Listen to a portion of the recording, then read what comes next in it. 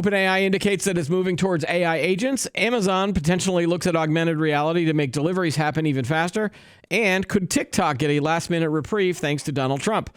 We're going to talk about these stories and more on this episode of Today in Tech.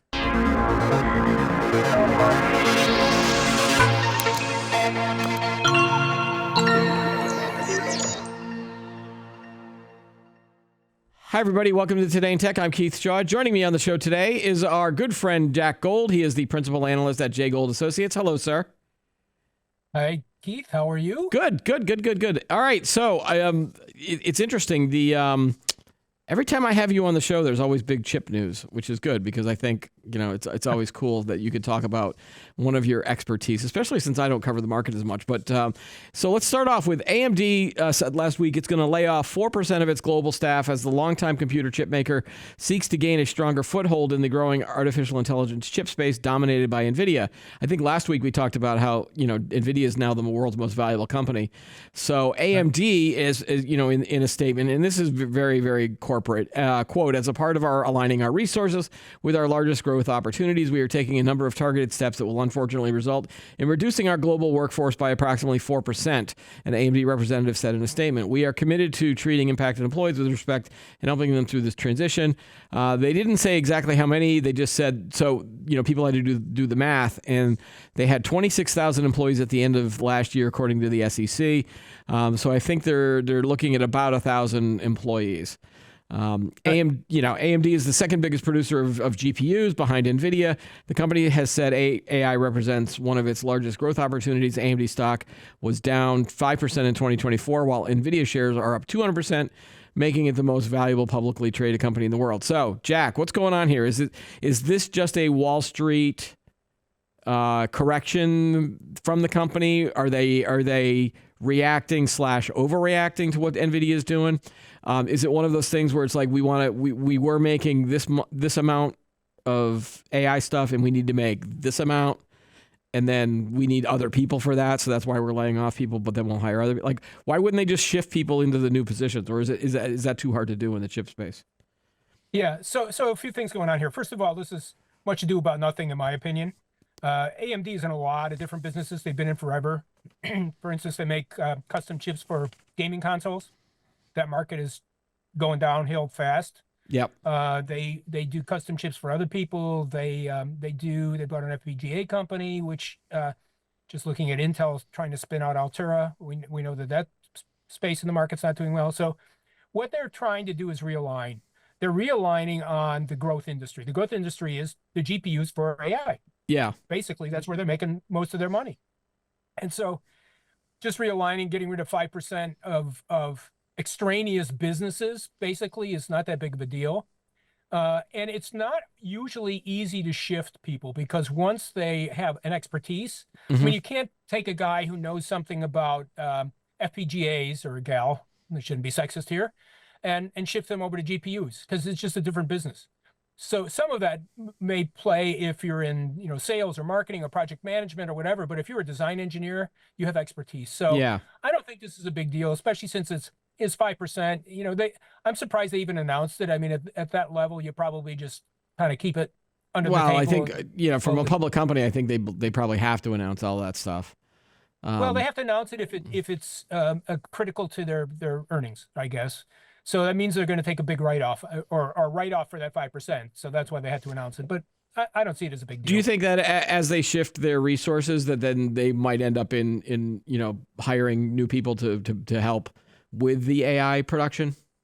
Yeah, if they can get them. Yeah. It's not easy to get those people right now. That's true. There's still a skills shortage in a lot of different areas. Sure is. Yeah, but I mean, whenever you get layoffs this big, especially in the tech industry, it does become big news. And again, I always feel bad for anybody that has to lose their job because of a realignment or things like that, Sure. But that also seems to be the new reality that we're living in across, it used to be that if you had a job in a tech company, you were relatively safe, but I don't think that's the case anymore. Well, years ago, I remember working for a tech company where basically there were no layoffs. You're guaranteed employment. Now that changed. Was it IBM, Jack? No, it was digital. Oh, digital. Oh, wow. Digital. Wow. That brings me back. Way back when. Yeah. Ken Olsen said, we're not laying people off It's our problem if business goes down, and we'll figure out how to make it work. Yeah. That changed. Yeah. How long did that last? Not. Yeah, lasted until probably about 1990. Yeah. So that's not so bad. That's not too bad. Okay, I want to switch gears now into the another AI topic related to that, but also, last week we did not talk about politics or the election. I figured that there was a lot of other people that were talking about this as well, so we were trying to have a politics-free episode, and unfortunately, there is a story I want to talk about, which is related to the election. So after Donald Trump won the U.S. presidency last week, tech CEOs, including Apple's Tim Cook, Meta's Mark Zuckerberg, and Amazon's Jeff Bezos, publicly praised the president-elect. One name who was conspicuously missing, TikTok CEO Shou Zi. His absence was notable considering that of all the top tech companies, TikTok faces the most immediate and existential threat from the U.S. government. So earlier this year, President Joe Biden signed a law that required China's ByteDance to sell TikTok by January 19th. If ByteDance fails to comply, internet hosting companies and app store owners such as Apple and Google will be prohibited from supporting TikTok, effectively banning it in the U.S. However, Trump's return to the White House may provide a lifeline for Chew and TikTok, although both Republicans and Democrats supported the Biden TikTok ban in April. Trump voiced opposition to the ban during the candidacy. He acknowledged the national security and data privacy concerns with TikTok in a March interview, but he also said there's lots of good and there's lots of bad with the app. And he also leveraged the TikTok shaky future as a reason for people to vote against Vice President Kamala Harris. So since the election, he has not yet publicly said anything, but a spokeswoman said the president-elect will deliver. And then the American people reelected President Trump by a resounding margin, giving him a mandate to implement the promises he made on the campaign trail. I mean, that's pretty vague. So if ByteDance does not sell TikTok by the January deadline, Trump could potentially call on Congress to repeal the law, or he can introduce a more, quote, selective enforcement of the law. This was according to Sarah Krebs, a Cornell University professor of government. Selective enforcement would be akin to police officers not always enforcing every single instance of jaywalking.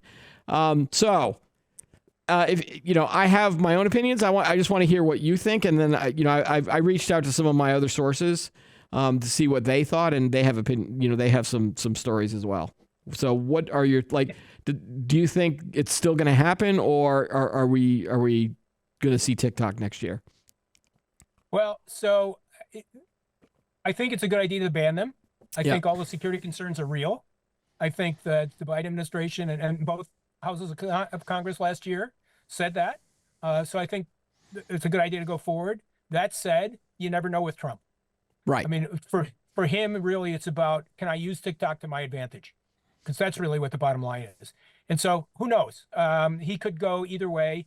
I think Congress would be strongly in favor of continuing the ban, but he's also got, frankly, he's got Congress in his pocket right now. They can do pretty much whatever he wants. Yeah, I still think that there are enough experts out there, in the shows that we've done about why there was such this push to ban TikTok.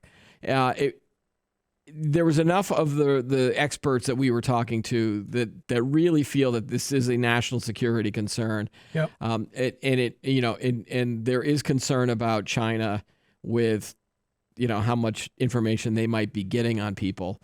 I think that would probably be the number one priority versus just, Trump going, oh, well, I promised to not ban it on the campaign trail. Because, I mean, God, how many campaign trail promises actually ever get fulfilled? I would rather him listen to his military and national security advisors and whatever on that aspect. I would also hope that he recognizes the mental health issues associated with TikTok and all of those lawsuits. He should be paying attention to all of that stuff because that movement is rolling along as well. The people that I spoke with, both of them felt that the ban will happen, or if the ban doesn't happen, that there will be a sale at some point. And I think a sale to a different company would also keep him, would also keep Trump happy, so that it doesn't become a thing where Meta and Instagram then become the dominant social media player out there. If it did get sold to a U.S. company, so that TikTok could still happen, but it was under true U.S. ownership, I don't even know if that's going to happen because again, China has said that they're not going to do it. They're not allowing anyone to have the algorithm. They would probably rather go with a ban. But if push came to shove and they lose all the court cases, then they might say, all right, well, we'll sell it to another different company or group, of advisors. So that's where I'm leaning. Do they still keep the finger in the pie, right? It's their algorithms. Is there a backdoor? Are they gathering information some other way? Who knows? The issue for me, frankly, right now, and we talk more broadly, not just about TikTok, but the issue right now is there's a lot of unknowns with the U.S. government with Trump coming in. Yeah. Because a lot of what he does is personal preference. It doesn't necessarily make logical sense from a technical perspective. It's, oh, I like this or I don't like that. So a lot of it is just him saying yes or no and people following along. And so that's a big unknown right now. I don't know how that's going to play out. Yeah. And didn't you have just shifting gears a little bit, you had a newsletter recently for your subscribers talking about the effect of Trump presidency on AI. Like, do you feel like that policy is going to change? Because I didn't see a lot of discussion from the Biden side of things, other than they were having conferences and there were some there was some maybe executive actions and orders and things like that, but not like what you see in Europe where they've actually got a framework and legislation and things like that. So, right. Do you see him taking a hands-off approach or getting more and more involved in that technology? No, I actually think the AI marketplace is going to have some real issues over the next few years under Trump. And it's not just Trump, right? They now have both houses of Congress as well. So he can pretty much get past whatever he wants. And I think the areas that are going to be particularly an issue, and we talk about it in a newsletter, by the way, the newsletter is available on LinkedIn as well if people want to read it. Just look under my name and you should be able to find it. But the issue is going to be around market consolidation. It should be easier. They're going to, the FTC is going to back off and say, yeah, AWS, Microsoft, Google, whoever, go buy whoever you want. I don't care. Even if it's compressing the market and not making it so that smaller players who are innovating can go out and do their thing. We're going to see, and they're already talking about getting rid of some of the AI governance and guardrails that Congress wanted to put in place. Interesting. Okay. Make sure that AI is safe. Trump has already signaled that he doesn't think that it's much of a problem. So, he wants it to be a free market issues. Well, free markets work to a point, but as we've seen in the past, you still need some governing interventions for technologies suppliers, because they don't always concentrate on concerns like security and safety implementations. And with AI, it can be a real problem. Yeah. There's also, of course, the issue of keeping China and potentially other foreign competitors at bay. So he's talking about tariffs and not giving Chinese the chips they need to make their stuff work. The problem with that approach, of course, is that China is not exactly poor. They can go out and spend a lot of money on this stuff, and they can develop their own or frankly, go out and steal it like they used to do with other IP. Yep. I'm sorry, but it's it's true. It's true. Yeah. Yeah. I think. And then there's one final one is the political favoritism, which we talked about earlier. Now that Musk is in part of the administration, does his AI work, XAI, get preference over everybody else's? Oh, I can't. You know what? I keep forgetting about the fact that Musk is involved in AI as well. Mainly because up until now it wasn't very good, or it was so. There were no guardrails and it was crazy. So maybe he gets back into that game, or at least becomes a leader in the space. So that should be interesting too. Yeah. I just hope that there is kind of a balance. I'm not in favor of extremism on either side. So, right. When I see a lot of regulation going on from the left side of the aisle, I get a little concerned. But I was also a fan of some of the stuff that Lina Khan was doing, to be honest, because I did think that big tech was getting away with a lot of things, and maybe that there did need to be some government oversight of that.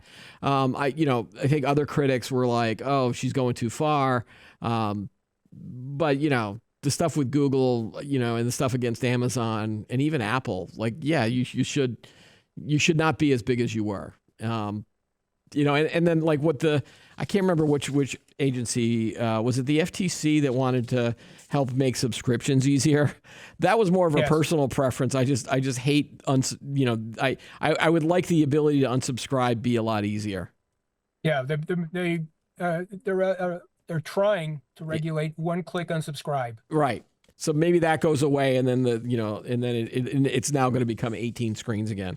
I'd hope maybe the industry could get around that so that you don't need the government kind of getting involved, but sometimes you need the government. So anyway, Well, and that's I'm trying to play it down the middle, Jack. It's a balance. No, but it's a balancing act, right? Yeah. You can't have total laissez-faire because that doesn't work. Right. And you can't have overregulation because that doesn't work. So it's got to be somewhere in the middle. And especially around the governments and security issues, what's happening is that the Europeans are leading that space. Right. Now, you could argue whether they're doing the right things or not, but at least they're trying to do something where we're sitting back and saying, these guys will figure it out. This is, they're okay. Well, it's the whole pendulum swing. Like sometimes, and it's like, why can't we just have the pendulum right in the middle and just go like this instead of whoa, Wall Street doesn't like that. When I become emperor of the world, Jack, life will be a lot better. I'll vote for you, Keith. All right. Thanks, man. No, it's not going to be a vote. It's just going to be, I'm going to somehow be able to take over the role without getting elected. All right. Okay. That's it. No more politics for today. Okay. On this episode. That's right. All right. Back to monkeys. All right. Back to OpenAI, actually. So that company is preparing to release an autonomous AI agent that can control computers and perform tasks independently. It's codenamed Operator. The company plans to debut it as a research, preview, and developer tool in January, according to Bloomberg. This move intensifies the competition among tech giants developing AI agents, or, my favorite phrase, agentic AI. Bum, bum, bum. Anthropic recently introduced its computer use capability, while Google is reportedly preparing its own version for a December release. The timing of Operator's eventual consumer release remains under wraps, but its development signals a pivotal shift towards AI systems that can actively engage with computer interfaces rather than just process text and images. All right, so we've talked about AI agents on this show. We've got a bunch of content on the sites. It seems like everyone is now covering this topic. And you and I have talked about this. I think we talked about it last week or a few weeks ago. And I still am not totally convinced about understanding what this means for consumers. I do get a sense of what it means for businesses. But have you seen any good examples of how AI agents will help us in our everyday lives, or is this going to be something that businesses are going to adopt first, and then eventually we might see some stuff in the consumer space? It'll probably go to business first for sure, because there are things in business that you can automate fairly well that are structured enough so that you can build an AI agent to do it. But even in the consumer space, people are already talking about this. So let's say you want to, your kids are going to be off February vacation and you want to take a trip to Fort Lauderdale. Yeah. Just making this up, right? I want an agent to book that for me. Go find the best fare, go find a good deal. You know what kind of hotels I like. You know what my kids want to do. Just go do it. I don't want to have to be bothered doing searches on Google for 20 minutes and trying to figure out 14 different airlines and all that kind of stuff. So think about it. It's a little bit like kayak on steroids, right? And that stuff, that from a consumer perspective, people like easy buttons. That's what they want, right? They want an easy button. That's what an agent is ultimately going to do. Now, you could argue whether it's going to do it well. Yeah. You could argue whether it's going to give you the best deal. Right. Or somebody in the background is kind of putting their thumb on the scale and saying, yeah, I'm making this up. United Airlines, I want to make sure you're on my flight. By the way, it's 20% more than American. But right. Still, that's what people do. And from the opposite side of things, I don't want to end up on Spirit Airlines. No offense to Spirit, but like they're the more budgety airlines that are always like, you always see stories. So there has Especially to be so it then has to rely on me as the person giving the prompt to say to my AI agent, hey, I want to go to Fort Lauderdale. Pick one of these three airlines. And then it's almost like you're writing a giant laundry list of instructions. And I'm not even sure if people are ready for that yet. Like, all right, send me to Fort Lauderdale, but make sure it's on JetBlue. Make sure I don't leave before 7 a.m. because I don't like getting up early and all these other things. I don't know if it's going to be worth the hassle for me to describe this to get the right answer. Well, that's assuming you have to do that. So the right agent, if it knows enough about you, and this gets into the whole privacy thing, right? Right. Knows that you don't like Spirit, knows that you don't get up until 9 o'clock in the morning, Right. right? And knows all that stuff and will act accordingly. That's the whole point. But that's why you need a pretty significant AI, I was going to say portfolio of you. Maybe it's not a portfolio, but information about a lot of your preferences. It's a concierge service, right? Right. It's somebody who knows you. Right. And you can act accordingly. So here's another example. If we're talking about concert tickets, okay? So it was just announced that Linkin Park, with their new singer, they're going on their worldwide tour next year. They said, so one of the dates is going to be in Boston, and so here's what I have to do now. So now I go and I have to find out when the sale is, and then I have to log on to Ticketmaster, and Ticketmaster is the worst company in the world. So it's going to be like I have to log in 10 minutes before, and there's all of this stuff I have to do. Now, if we were living in a world where AI agents happened, I could say, do your best, AI agent, to get me 2 tickets for this show. And I don't want to pay $3,000 for the ticket. Here's my price range. And I don't want obstructed view, I guess. So, and then buy me a ticket. Now that AI agent becomes the person or the thing that has to wait in the line. And then all of a sudden we're now, that AI agent becomes a bot, which is what we were supposed to be fighting anyway. Cause all of the scalpers are doing these things with all these bots. I think we're going to have another episode about this at some point, but I guess an AI agent would work as long as there's a lot of tickets available and you don't have to fight scalpers, I guess. Well, and the other question is, who's the agent working for? Right. Is it working for you? Right. Or the other guys? Right. Is this agent coming from Amazon and they're getting a cut, or is it coming from Google and they're getting a cut?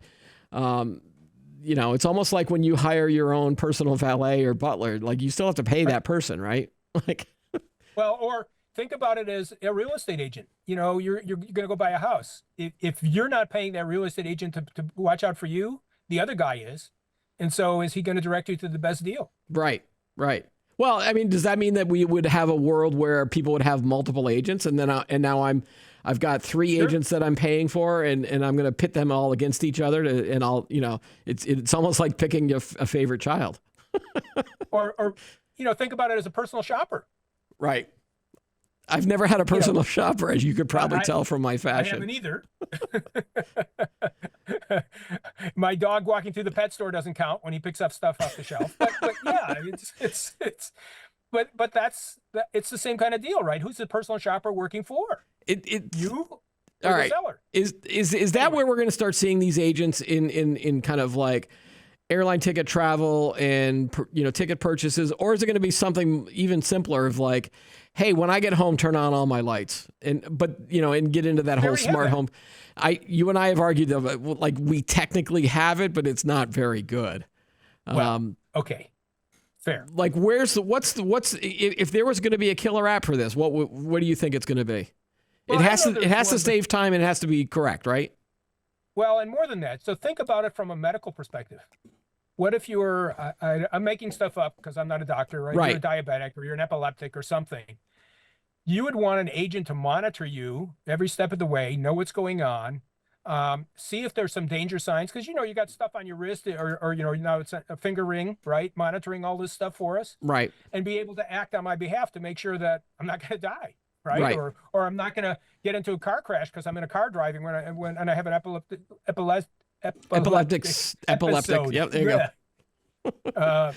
But that's an important issue. So yes. The problem with that is if that agent screws up, somebody dies. Right. So it's got to be really, really rock solid. Yeah, we did an episode where we talked about the future of health tracking. So maybe that's another good area, I think.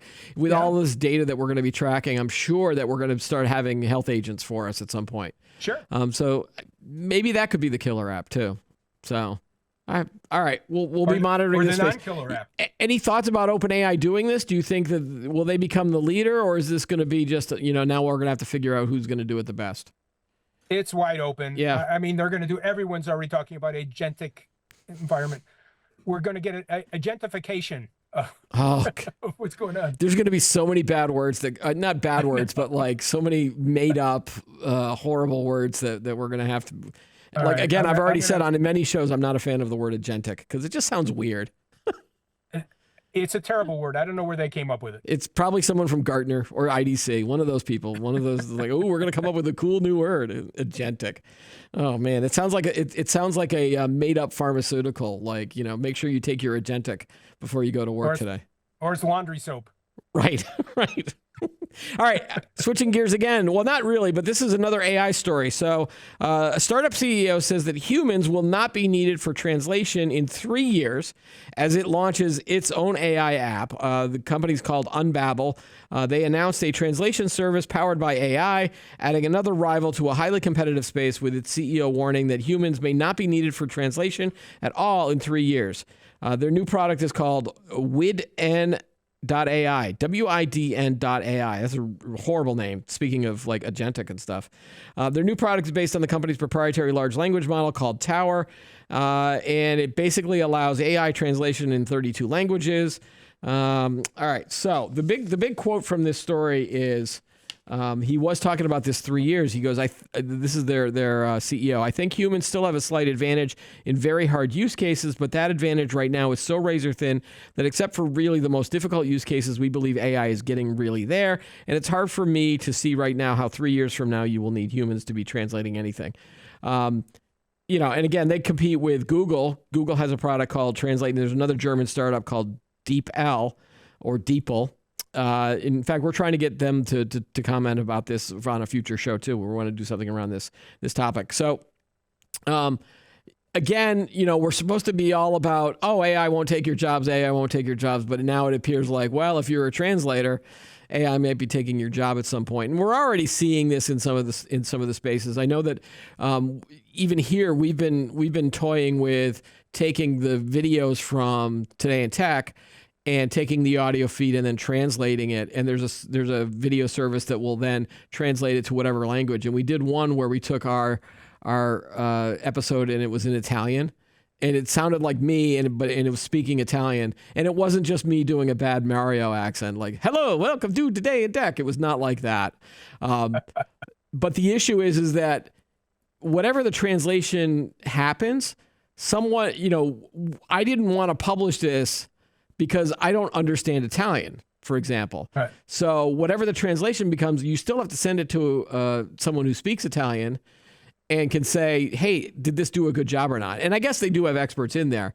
But you still have to have this human in the loop, I think, before most people will basically just hand it over to an AI. Any thoughts here? Because I've got a couple other thoughts in the world of translation too. Yeah, it also depends very much on what you're translating. So if you're translating, legislative documents, legal documents, if you're translating medical stuff, somebody's doing an autopsy or somebody or whatever, the procedure is, it gets highly specialized, and small words can have major meaning. Yeah. If you're just translating your text conversation, that's not such a big deal. So I think it might be a while. Certainly AI will get better. LLMs will get better at doing that. And eventually, at some point, they'll probably be able to do 80, 90% of translations. Will they ever be able to get to 100% without a human? I'm not so sure. But never is a long time, so who knows? Yeah, I would still hope that translators that are used in diplomatic processes, I would hope that just stays with humans. Not knowing. It's not just the words, though, right? It's the tone too. Yeah. And that's much harder to use AI for. Like if you're at the UN and you're doing one of those things where the people have the headphones on and they've got someone translating, but translators have also gotten into trouble, right? Like they haven't. Sometimes if someone said on something uncomfortable, you change. And we've all seen TV shows where like tell this guy that he's an idiot, and then they have to translate it. It's like he loves your sweater, like right. So I think I still want humans for most of that stuff. But what I really want as a fan of the tech is I want the Babelfish. Do you remember that from the Hitchhiker's Guide to the Galaxy, where there was a little, and I think there was again, this company is named Unbabel, and that's probably based on the whole Babelfish thing. And I know that Google was interested in this. The Google Translate stuff, I think, is probably based on a lot of this. I want something that if I'm visiting France or Germany or other things, I don't have to have it on my phone anymore. And this is something that, like, if Apple doesn't come out with this at some point, then why are they, they should be working on this right now. Well, somebody already has. I've already got the AirPods that are doing the hearing aid translation for me. Like, the technology's got to be there to basically say, if I'm meeting someone in Germany, I can go, where is the bathroom in English? And then it'll tell him, or he'll say something in German, and then it'll tell me in my ear what they're saying in English, right? There's a company, I can't remember the name of it right now, but there is a company that basically made an earpiece with translation capability built in. And so it's exactly talking to what you're talking about, right? Yeah. It's about walking down the street and hearing somebody, and it translates in your ear. It's whispering in your ear what's going on. I don't know about the reverse. I don't know how well you could it works probably, on the reverse. you could probably already do that with an app on your phone. Like, all of the processing would be on the phone. Maybe I'll have to look that up. Maybe it's already here, but again, I don't know if I want. Well, I mean, you have to talk about the processing. Like, where's all this translation happening? And is that real time yet? I'm assuming it is, or it's going to be soon. It's partially real time. It's not completely real time. It depends on how difficult the translation is. Yeah. If they run into a problem, they still go off to the cloud. But I was on a flight not that long ago, and there was a guy, I don't know where he was from, but there was a guy from, a foreign country, didn't speak English. And when he wanted to talk to people, he got his phone out and he talked into it, whatever the language is. I don't remember what it was. And it wouldn't come out in English, but it would, pronounce give him the English words, and then he would speak the English to the flight attendant or whoever he was going to talk to. So it's there already. You can do it. It's not real convenient. It's not real time. It's almost like we just need to get from whatever it is now to real time, and then I think it'll make a lot of people happy. Well, and the glasses might do that as well. That's true. Like, yeah, I mean, it doesn't necessarily have to be in. I mean, I like the fact that I'm already wearing the earbuds anyway, so why not give me that extra feature? Well, but if you're wearing the XR glasses, it's a teleprompter basically. Yeah, I don't know. I'm not sold on the glasses yet. I'm not either, but at some point we'll get to there. Hey, that is a great transition, Jack. You must have been reading my mind. We're going to talk about glasses now. All right, so Amazon is apparently developing driver eyeglasses to shave seconds off of their deliveries. Amazon is, they are using these smart eyeglasses. They're developing smart eyeglasses for delivery drivers to guide them to, around, and within buildings as it tries to smooth the final stretch of an order's journey to a customer's home. If successful, the glasses would provide drivers with turn-by-turn navigation on a small embedded screen along their routes at each stop, according to the people who spoke to Reuters on condition of anonymity, because the project is not public. And this is something that may never even happen, but this was a secret Amazon project. Basically, it'd be providing left or right directions off of elevators and around obstacles such as gates or aggressive dogs, basically freeing them up. And again, you and I have covered this. The last mile problem is probably like half of your cost for delivering a package is in that last mile.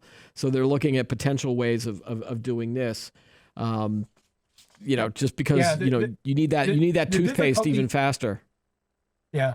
Well, yeah. Well, I got to brush my teeth. Yeah. Well, the problem that they have, though, the real problem is, I mean, we already have maps, right? If I can type your address into my phone and it'll tell me where to go, whether it's on my phone screen or a pair of glasses, isn't that big of a deal. What they really are trying to do is extend that to say, you're in a village, and it's an apartment village, and there's 300 apartments in that village, and I need to get to your apartment. I haven't a clue which stairs to take or where to go. Yeah. The problem that Amazon has is where they're going to get the database to build that internal map for that village, that apartment village, that condo village, and do that for thousands and hundreds of thousands of other condo villages all over the place. That was the whole issue with indoor GPS. It's not so much that I can't get the signals. I've got to build an initial map to be able to tell when I know you're at location XY, what that location is. You know, is it a Starbucks? Is it in the middle of a Macy's? You know, is it in in the middle of a swimming pool? Right. Or you know, whatever it happens to be. So that's the problem they have, and it's going to be a real challenge for them to pull this off if they really want to pull it off. Yeah, I think it's interesting that this story broke, but I don't see this happening, you know, anytime soon because of the costs and the hardware and again the back end the you know databases and all that other stuff. And I mean then you get pushback on like, do we really need, you know, to go from a delivery at 3 hours to a delivery at 1 hour or less? It's you know, selling point for Amazon, I guess. So well, it's not a selling point; it's profit margin for them. Yeah. If you're a driver and I can get you to deliver 3 more packages today than you did yesterday, there you go. Thank God you're on the show, Jack. I tell you, you know, you just point out the obvious to me. And sometimes I miss the whole reason for some of this stuff. It's all about the money, my friend. All right, just follow the money, right? It's an old adage, but true. All right, so one last story, and you do not know about this. Well, I didn't send this to you in advance, but because there is going to be a little quiz. All right, so. This story came out. A lot of people covered this. Just about everyone knows at this point that it's important to use a strong password, but that still has not stopped a lot of people from using the dumbest passwords imaginable. NordPass just published its annual lists of the most popular, easy-to-crack passwords, and there are quite a few bad ones. NordPass is a password manager. Obviously, they've been compiling this list for about 6 years, analyzed from sets of passwords that are stolen by malware and exposed in data leaks. The latest batch of lists include not just personal credentials, but also corporate passwords. All right, so the year's lists include data from 44 countries, and they've actually got it broken down by Canada, by countries, including Canada. So, all right, I'm going to give you a quick quiz. What do you think the overall top 20, based on 44 countries, what do you think the top password is that's the easiest to hack, or the most common bad password? Password 1, 2, 3, 4, 5, 6. Yep. Wow, you just got it. You just nailed it. That's the top number. My first name? No, but I think you said password. So password is number 4. So the first 3 are all based on sequential numbers. So it's, you know, either 1, 2, 3, 4, 5, 6. 1 through 9 is another one. 1 through 8, like, you know, and then all right, then the 5th one. See if you can guess this one. This would, and I'll give you the hint. Typewriter. Typewriter, keyboard. No. It's not an actual word. But if you looked at the keyboard if you look down at your keyboard, what password would you use? Oh, QWERTY. Yep. So it's QWERTY 1, 2, 3 or QWERTY 1. Number 7, 111 like. Secret is another word, that's on the list. And then there are 2 that are actually, ABC 1, 2, 3 is another one. There is one that just says, I love you. ILOVEYOU. Like, and then for some reason, Dragon, number 20 on the list is Dragon. And Dragon? Yeah, Dragon. I don't know why people like that. Gamers. But really? Gamers. Okay. Probably. All right. If you go to, the U.S., so that was worldwide. The U.S. includes passwords, again, top 20, includes words such as princess, football, monkey. Again, we're keeping the monkey theme from last week. And sunshine is the number 20 bad password. Now, we're going to switch to Canada. What word do you think is on the Canadian list that is not on the U.S. list, at least in the top 20? Ooh, hockey? Yes. And also Canada. Like some people just use Canada as a password. It's amazing like how bad this stuff is. Now, we have, corporate policy, obviously. None of these passwords would work. If we tried to use this as our corporate, I have to use 15 characters. They have to have a symbol. They have to have a number. They have to have all this stuff. Policies like that are actually not good because most people just end up writing them down somewhere. Right. I try to use like a phrase, but even, so my latest password is a little phrase with upper lowercase and symbols and things like that. Probably not the super safest. I'm using more and more of the browser based ones where they suggest the strong password and then it's just memorized within the browser. But in theory, if someone steals this, they could still get these passwords. Or if you use a different computer. Well, if I use a different computer, well, within the building, or like if I use my personal one at home. Yeah, or what if you have 2 or 3? Yeah, I mean, I have it synced up with Google. Like Google does all this stuff where they can sync based on whatever you log into. I'm not sure I trust that either. So yeah, I mean, there's really no great way other than we have to move to kind of some kind of biometric identification system. Even with the logins that I have now on my corporate email.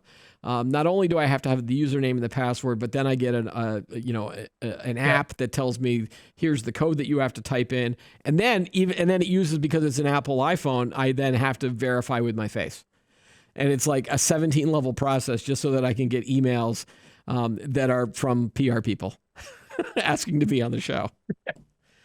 But again, I'm offended by how easy these passwords are, and I would be like, even if don't use any of these passwords, use some kind of combination of the letters, numbers, and think of a famous movie, a movie quote, for example. Like, all right, I'm going to give everybody an easy password that they can remember. So this is what you do: you take Jack Nicholson going, "You can't handle the truth," right? Yeah. Take the first letter. So YCHTT, and then add a number, and then add your symbol, and then that should be fine. But please don't use that one.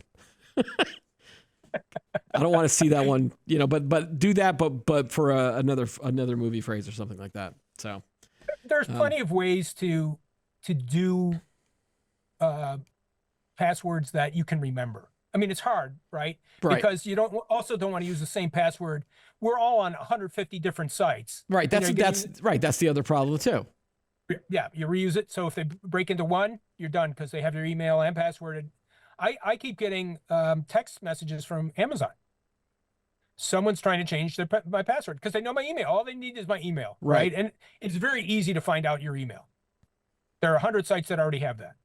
And so the good news is Amazon has 2-factor authentication, so they can't change my password without getting to my phone. Right. And I have my phone, so it's not a problem.